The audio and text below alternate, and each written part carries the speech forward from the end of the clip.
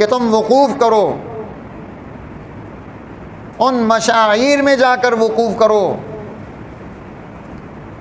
ارث ابیکم ابراہیم، جو تمہارے ابا ابراہیم خلیل اللہ علیہ السلام کی وراثت ہے تمہارے پاس آئی ہے، وہاں جاؤ، وہاں جا کر تم نے وقوف کرنا ہے، وہاں جا کر تم نے ٹھہرنا ہے۔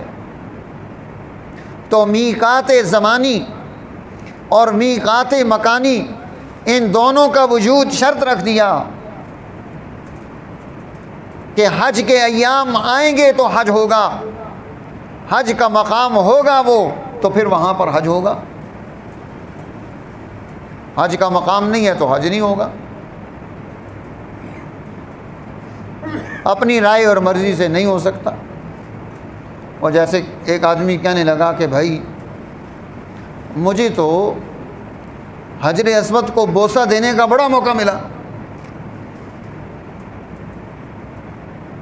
حجر اسود کو بوسہ دینے کے لیے بہت رش ہوتا ہے وہاں، کہ میں طواف کے ہر چکر میں بوسہ دیتا رہا، مطاف خالی تھا، بہت میں نے طواف کیے اور بہت میں نے بوسے دیے حجر اسود کو۔ تو کسی نے اس کو پوچھا بھائی یہ تمہیں طواف خالی کہاں سے مل گیا مطاف؟ کہ کوئی بھی نہیں تھا۔ لوگ کہاں تھے؟ کہ سارے لوگ میدان عرفات میں گئے ہوئے تھے اور میں نے یہاں خوب طواف کیے اور طواف کر کے خوب حجر اسود کو بوسے دیے۔ تو اس نے کہا اللہ کے بندے، جب تم وقوف عرفہ ہی نہیں کیا تو تیرا حج کہاں سے ہوا؟ یہ طواف کرنا اس وقت میں اور حجر اسود کو بوسہ دے لینا اور بہت زیادہ بوسے دے لینا، یہ کوئی فخر کی بات تو نہیں کہ تو نے تو اپنا حج ادا کر دیا۔ اپنے اہل علم سے پوچھتا تو صحیح کہ میں کام کیا کر رہا ہوں۔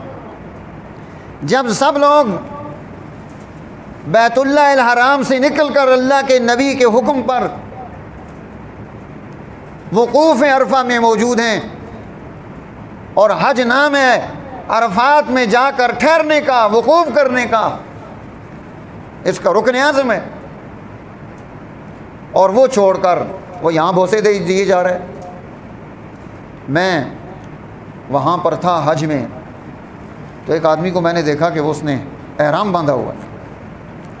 میں نے پوچھا جناب احرام کیوں باندھا ہوا ہے؟ کہ جب ہم نے اب احرام کھول دیا 10ویں ذی الحجہ کو، ہم نے آ کر جو ہے وہ شیطان بڑے کو کنکریاں مار لی، اور اس کے بعد جب کنکریاں ماری، تکبیر جو ہم اس وقت میں لبیک پڑھ رہے تھے موقوف ہو گئی، پھر ہم نے سر مڑایا، احرام کھول دیا، اور احرام کھول کر اب ہم منا میں بیٹھ کر 3 دن اللہ کے نبی قرآن کے حکم کے مطابق یہاں بیٹھے ہیں، رمی کریں گے، ذکر و اذکار کریں گے، تو نے کیوں احرام باندھ لیا؟ تو کہنے لگا کہ میں ایک ٹکٹ میں 2 مزے لینا چاہتا ہوں۔ میں نے کہا بھئی ایک ٹکٹ میں 2 مزے کیسے لے رہے ہو؟ کہتا ہے یہ جو بوڑھا آدمی ہے، ہماری جماعت میں ایک بوڑھا آدمی تھا، شیخ تھا، اس کو میں نے طواف کروانا ہے، جو فرض طواف ہوتا ہے، فرض طواف وہ 3 دن چلتا ہے، 10، 11 اور 12، جو حج کا دوسرا بڑا رکن ہے طواف زیارت۔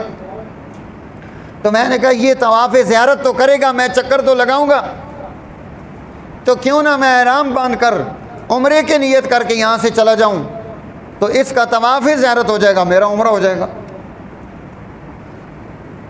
بات تو بڑی اچھی لگ رہی ہے کہ واقعی ایک ٹکٹ میں 2 مزے ہیں، وہ طواف زیارت کرے گا، یہ عمرے کا احرام نیت کر لے گا، پیچھے پھر تو رہا ہے۔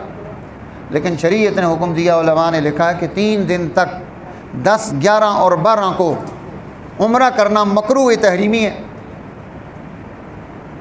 عمرہ کرنا کیا ہے؟ مکروہ تحریمی ہے، حرام ہے کہ ان دنوں میں عمرہ کوئی بھی نہ کرے۔ یہ ایام حج ہیں، یہ ایام عمرہ نہیں ہیں۔ تو میں نے اسے کہا بھائی تم تو عمرہ نہیں کر سکتے، مکروہ تحریمی ہے، کہنے لگا تمہیں کیا پتہ ہے؟ میں نے کہا مجھے نہیں پتہ، تو پھر تمہیں پتہ ہے۔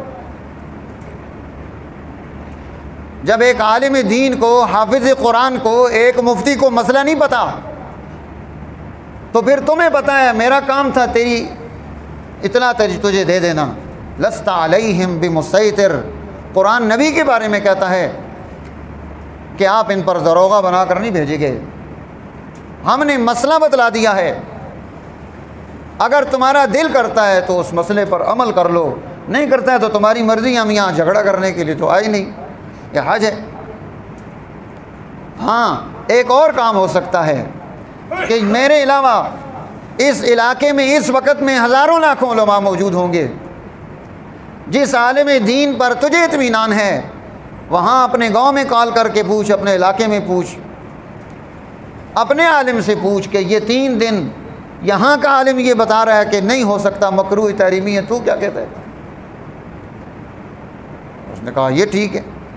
اب وہ اس نے تحقیق شروع کر دی، ادھر ادھر گھومے پھرے، جو ساتھ اور بیٹھے تھے وہ بھی شروع ہو گئے، یار معلوم کرنا چاہیے۔ اب معلوم کرنے کے بعد واپس آئے تو پھر ملاقات ہوئی تو وہ احرام اترا ہوا تھا۔ میں نے کہا بھائی ہاں بھائی اب کیا پتہ چلا؟ میں نے کہا جی آپ ٹھیک کہہ رہے تھے، مکروہ تحریمی ہے، اس وقت میں عمرہ نہیں کیا جا سکتا، یہ ایام حج ہیں۔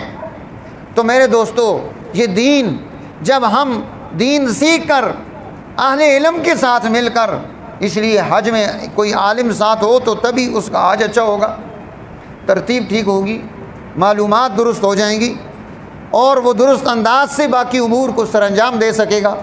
تو بڑی ضرورت ہے کہ ہم حج کے ان چیزوں کو سیکھیں، اپنے اندر اس کا شوق پیدا کریں۔ اب ہم نے کہا جی ہم نے تو جانا نہیں ہے، اس سال تو میں نہیں جا رہا، تو سیکھنے کی کیا ضرورت ہے؟